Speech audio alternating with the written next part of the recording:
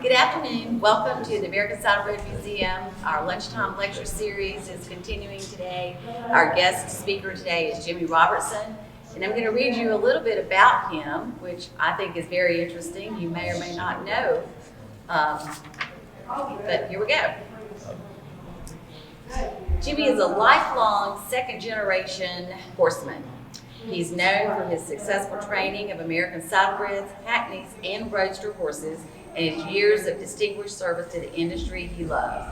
Now retired from his Infinity Stables, Shelbyville, Kentucky, with his wife Helen, Jimmy placed amateur and juvenile exhibitors in the winner's circle in virtually every division at shows of all sizes, primarily saddlebreds, and twice claimed a roadster world's grand champion himself with the speedy standardbred Divide and Conquer. He also founded and operates the popular Robertson Equine Sales LLC, the show horse industry's preeminent public auction. Jimmy has been recognized with many honors, including induction into the Kentucky State Fair's World Championship Horse Show Hall of Fame, has received the UPHA Larry Bacon Lifetime Achievement Award, the ASHA Lifetime Achievement Award, and the American Road Horse and Pony Association's Hall of Fame. I'm sure we probably missed something. Jimmy has served on virtually every trade industry board of directors and advisory committee and challenges himself to make contributions to the horse industry and horse people's enjoyable experiences each year. He coordinated show horses' presence at the World Equestrian Games to be held outside of Europe, coached World Cup saddle seat equitation teams to gold medals, and adjudicated at horse shows throughout the U.S. and internationally. Today, Jimmy is serving his fifth, that's in 3 separate terms, as president of the UPHA, United Professional Horsemen's Association. I think Jimmy's going to tell us a little bit about UPHA and all that he does and has done. So I'm going to turn it over to you. Thank you. Thank you, Jennifer. Jennifer, you do an outstanding job here. Great. The UPHA, United Professional Horsemen's Association, was started in 1968. Tom Moore, perhaps our greatest trainer, was the founding father of that. He organized a group and they started it up in Illinois. And Tom Moore has won more world championships than anybody. This is a small statue, a copy of the statue that sits in front of Freedom Hall. He's got there's one of this just like this in Freedom Hall. It's lifetime, bigger than life. It's bigger than life. And you know how Michael Jordan, he got his statue in the United Arena in Chicago, I think is the name of it, for all he did playing basketball. And there's a statue of Joe Louis, or in fact just his fist, in Chicago, in Detroit. Coach Joe B. Hall has a statue of him in front of Wildcat Lodge, where him and our statue of our greatest horseman is of Tom Moore, right there in front of Freedom Hall, where he owned many a Saturday night. And he had a great career, and we were honored to have his statue right in front of the thing. And he got the boot. He got a troop boot like what I'm wearing. Every time I ever saw Tom, Bill Wise was here. Did you ever see Tom wear anything other than troop boots, even socializing? If he had a tuxedo or just a horse show, he had these troop boots, and they're right on this thing. And he was just that was his clothing that he wore all the time, with those troop boots. A friend of mine, Gene Vanderwalt, has wrestled. I don't know how he got them. Has a pair of them in his barn. He used to work for Tom, and everybody thought so much of it. But Tom, I've said many times that we're not in the horse business, we're in the people business, and that's what the UPHA is. It's all about the people and how they can interact with the horse and improve the horse and the horse's conditions. And this got started to help horse shows do things better, get footing, stalls, and everything. And then it's branched out now. We have a convention every year. It's started in '68, so we're probably going to have our 55th or 6th convention in the next January, right here in Lexington, Kentucky, very, very few miles from this museum. And we also, Miss Jennifer's been kind enough to start a spotlight exhibit for UPHA Hall of Famers who we're going to have a spotlight exhibit probably start the 1st of January for several months right here in the museum and it's going to be during our convention, and we're hoping to have some sort of a reception around that exhibit for maybe we can get all of our Hall of Famers still around and have a quite an occasion. As far as things go, the UPHA it's for all show breeds. I mean, you've got Oregons, Hackneys, some Arabian members, standard bred roadster members like Arabians, but we are American Saddlebred dominant. It's just that was kind of the foundation of the UPHA, and it's like I said, it's people business more than horse business. We've had quite a few events of philanthropy. My wife started what's something called the Ribbons of Service, which is a charity that gets directed to St. Jude's Children's Hospital, and it's the children in our industry and sport trying to raise money and do things to help children helping children.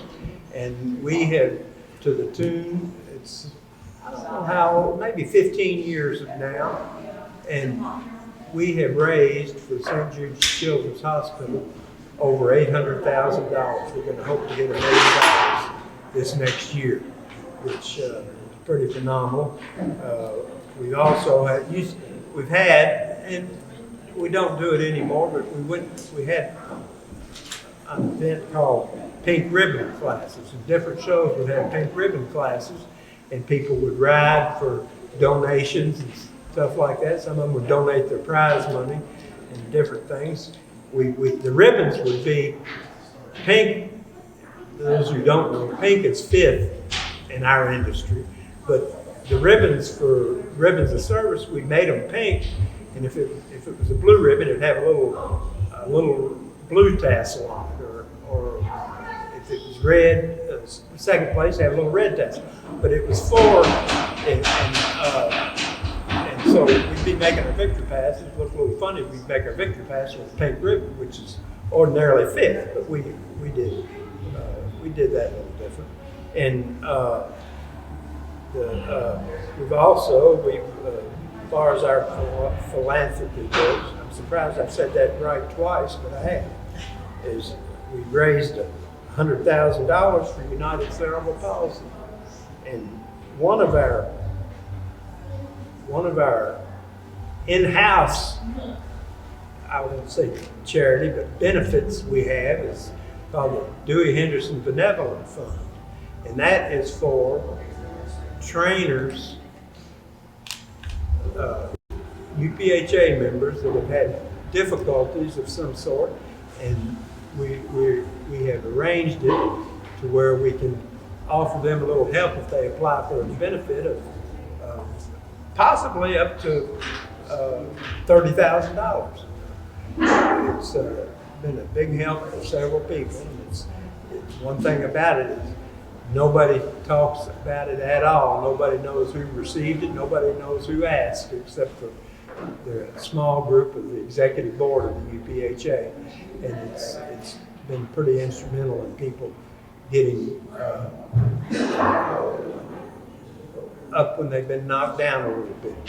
And it's something that's really good. The Maria Knight started the Maria Knight Scholarship Fund, which is a scholarship for horse trainers' kids. Maria Knight passed away way too early. She had a daughter of college age, and it weighed on her how to get her educated.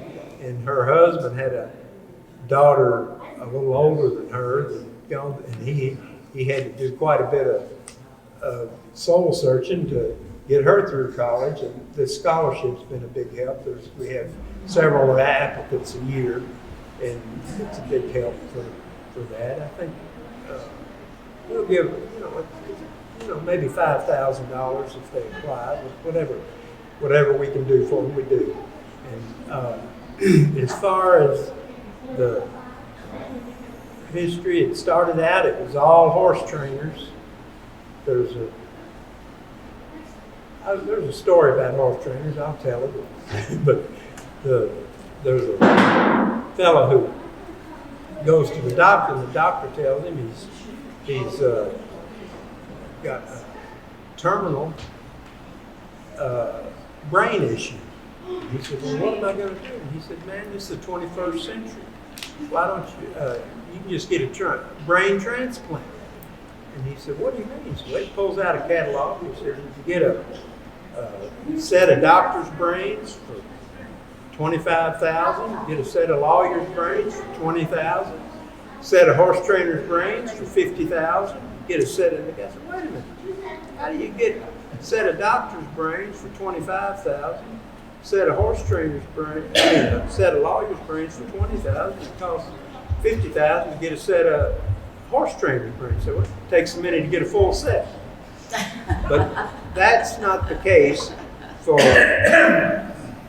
all our founders and the people that, maybe me, but not the people before me, the horse trainers. They all had innovations and thoughts into what's made this a better sport for us right along. And what I'd like to do, and here we are in the Saddlebred Museum, and I see Taylor here has got a mobile camera. Why don't you pick that camera up and let's walk around and point to some of these people. Come right along. See a little bit of the museum. I know most of you have seen it, but over here, it's just, you just can't, just to show you how much a part of the saddlebred horses that UPHA members are. You've got, this is Mary Gaylord McLean. She's an associate member. She wasn't a professional, and she's been a benefactor of the museum, and she's probably won more individual world's championships than anybody in the world right there in the corner. Mr. Teeter on Wing Commander, it was a little before his time. There's Tom Moore on Sultan Starina. Tom Moore is who the statue is made of, and he's showing that mare. Right above that is another Mr. Bradshaw. I don't think he was a member, but his son, his grandson, Mitch Clark, is riding Skywatch, who's always been a UPHA member. Hollywood Excellence, Elizabeth Goff. She won just this year, got a major award from the UPHA. And of course, Don Harris on Imperator down at the bottom, one of our greatest gaited horses. And if you just walk around, let's go around this way. Follow me. Taylor, follow me.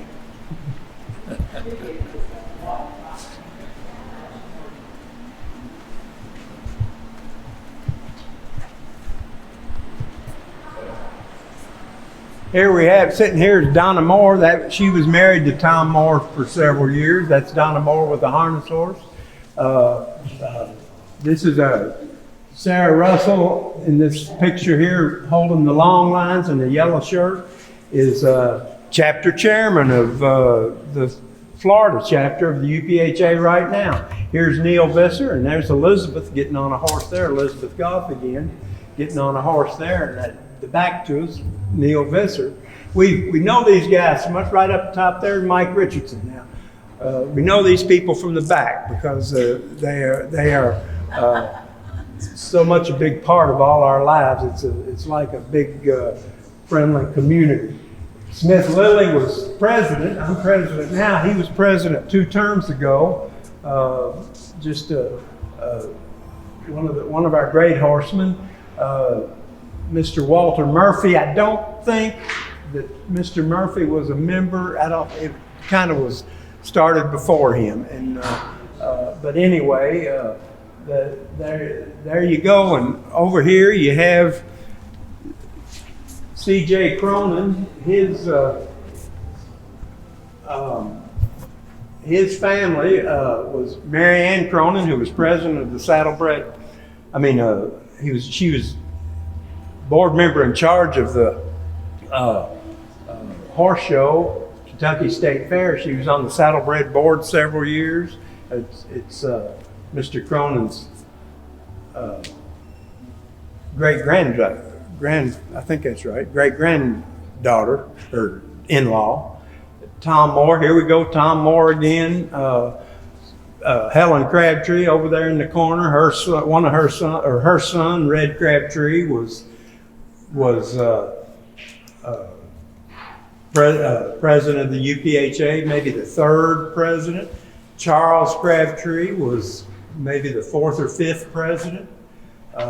And it's just, like I said, Saddlebred and UPHA are in a lot of ways synonymous. Miss Crabtree's riding a gaited gelding. I showed one time when I was a little boy. I showed him. My dad had him into sale after he got a little older. You remember him, don't you, Bill? That horse, Legal Tender. Oh yeah. But I showed him, and some of you guys that'll ride will learn this. My father was teaching me to ride a gaited horse. I was probably 16 years old, and I was riding that horse out in the outdoor ring over there in Lexington. My father said, "Spread your hands out." And I spread my hands out. And I go around again. He said, "A little firmer. Spread your hands out." And I spread them out some more. I go around again, and he wasn't too kind this time. "Spread your hands out," just raising hell. And I thought, what's wrong with him? And I looked down, and if I'm lying, I'm dying. My hands weren't together. They were this close. They were on top of one another. And I just, I couldn't believe it that sometimes when you think your brain's doing it, it's not. If you're interested in saddlebreds and somebody's teaching you and you think they're crazy like I thought my dad was, they're probably not crazy. But anyway, that was a grand horse.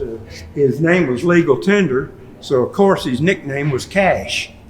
And so anyway, I walked around here before this started, and I wanted to just walk around, but I mean, you just go all over this museum and you'll see a big impact, not of the UPHA, but members of the UPHA, which all of us are the UPHA. And that's really, unless anybody have any questions, that's really all I'd like to say about it. Anybody anything? like to ask? Amy or Sarah, anybody? Jennifer, you show? No, I do not. My daughter has. Okay. Both my children ride. Have you been watching her ride and heard the teacher tell her to spread her hands out? I've heard her be told to do all kinds of things that she misunderstood from the rail. For sure. Well, that's true. I'll take your spot, but I can sure tell you some stories about that. Yeah. So I understand. Sometimes what you hear isn't what you're doing. Well, I have a question, Junior. Yes. Do you need to be a professional to be in the UPHA? No, like I said, they have an associate division, and that's for amateurs, and they also have a juvenile youth division, and we're all UPHA members. Because we had so many UPHA equitation classes, and we decided that they ought to be members, and we kind of decided a little. I was president at the time. We decided that they ought to be members, and we said, "Well, how are we going to get them all joined?" I think it was probably January, and shows started in early March. And I said, "Well, this is what we're going to do. We're going to give them all the membership this year, and we'll bill them the next year." And without a hitch, that was the end of it. And they were all members, and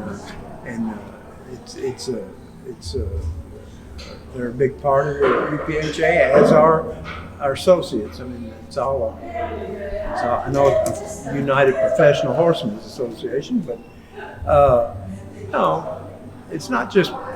It's more people showing and riding in a professional way. They don't have to be professionals. Okay, that's what I was wondering. Yeah. And so there you go. Anybody else got anything you want to say or anything else? Bill's in our UPHA Hall of Fame, and he won the World Grand Champion 73 and 74. Yes. See, I remember those things. I can't remember to lock my truck, or if I locked my truck or not, but I can remember you winning the gated stake. And in his first year that he won the stake, who was reserve? Mr. Tom Moore with Rob Shriver, right? Yep. Yep. See, I remember that. Like I said, I don't know if I locked my truck or not. Yeah. Professional horseman, that's for sure. Don was in there. Don Red Barrett, Crabtree was Katie in there. Updale, Red. Dick Kearney was in there. Charlie Judd was in there. Don't know about Charlie, but everyone you said I know were very involved with UPHA. Yeah. I don't know about Charlie Judd, but the others were very involved. Billy Cox was in there. Well, anyway, you guys, one thing for sure, you guys need to be sure and first of the year to try to get to the museum then, and you can see a whole lot of exhibits, a spotlight exhibit for the UPHA Hall of Fame people. And it's like this jacket here. It's a good week to have this little talk because of how prominent the green jacket is at the Masters. Well, this is our green jacket, and I can promise you this: I'm just as proud of this jacket as Tiger Woods or any of those guys would be proud of their jackets. Anything else for anybody? Well, I guess that's the end of it. Thank you, Taylor. Jimmy, thank you so much for joining us today, and we appreciate it. We learned a lot about UPHA, and we Well, I enjoyed hope listening so. to your story.